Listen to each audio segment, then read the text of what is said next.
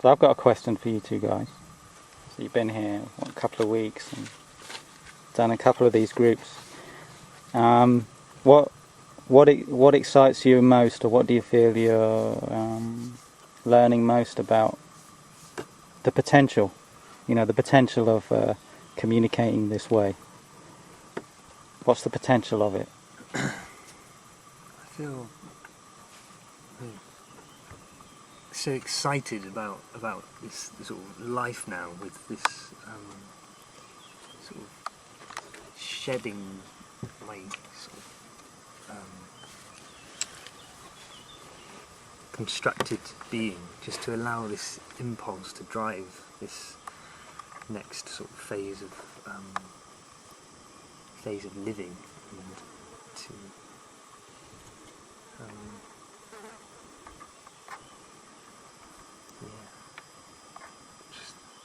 That sounds exciting. it's incredibly exciting. Incredibly exciting. Just to be able to live and be free. It's amazing. And there's no anxiety, is there, about what to do? No. What do you think, Lawrence? No potential on a kind of human scale that this capacity exists to do this. You know, we'd be able, you know, we've experienced it last night, the ability to allow the drive, allow our true selves to come out, and egos to take a step aside, so we're just pure together. There's no history causing obstacles, friction, not disagreement, but ability to understand both sides, not playing games with one another, due to this openness.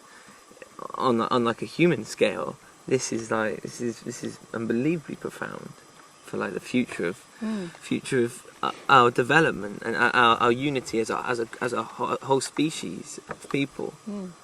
Like that is up until now, like we look at modern history, we've been plagued by this disagreement, this battle of egos, which has caused so much, you know, pain, anguish, and confusion. And so on that scale, it's very promising for the future of humanity.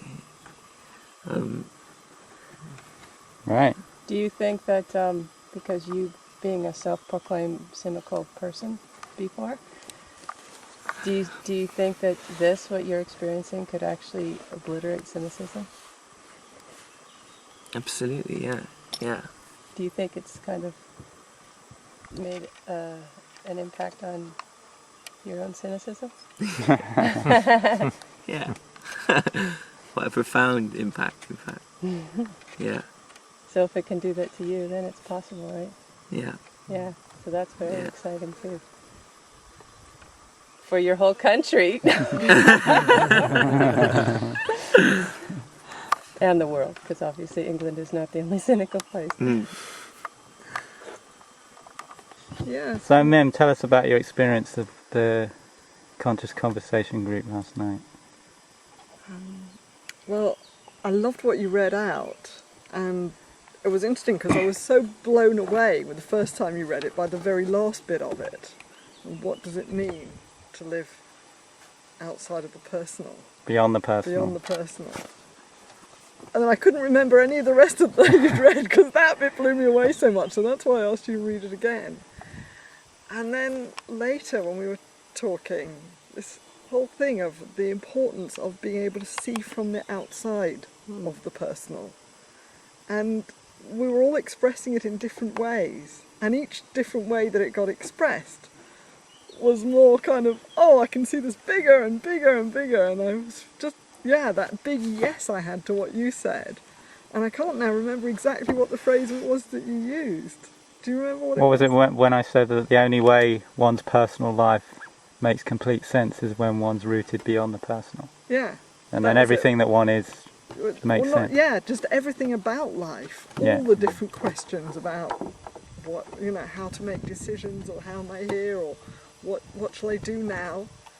All of it only makes sense from beyond the personal. Right. And your history. Yeah, my past, my future decisions, my relationships with other people, anything, the whole of everything makes sense only. And then I really enjoyed just getting that metaphor that I had of the motorbike, that when Oh, you're that was brilliant. stuck in the separate nuts and bolts, all separated, it doesn't make sense. And when you then look at it from the outside, not seeing all the separations, but seeing it as a unity, but only from the outside, and then it's the motorbike and you can get on it and ride away. And I just, the excitement of that feeling and the big picture, Yeah. that was, for me, the group last night. It's a real blow away. It's like life changing. Fantastic. Yeah. Can you say that again, Mim, about the groups not being about spiritual entertainment? So, since way back for me, the groups haven't been about spiritual entertainment. They've been a practical way of living that once I've got something, so like about the no problems, it may take me 3 days, 5 days or something to look back and go, oh, I've been doing this problem for the last while, and what does that mean?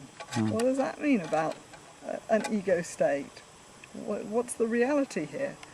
So all these different realizations I've had from the groups, they're not spiritual entertainment, because once I've got that realization, I can't go back on it. Right. But that's So to do with you, isn't it? Life changing. Well, it's to do with me, but it's also not to do with me. It's not like I go, oh, I've learnt this, now I'm going to implement it. No. It's become real for me. So Yeah. It's part of your experience. it's part of my experience. I'd have to pretend that I Yeah. hadn't had that experience. Yeah. And I'm not going to do that. But it's not spiritual entertainment. It's not theory. It's actual experience. Right. It's actually practically how I'm going to live my life from that realization on. Right. And that's what I find so cool. So last night was Right. in exactly that way, with a really, really big one. And like you say, I can't go back on that. Right.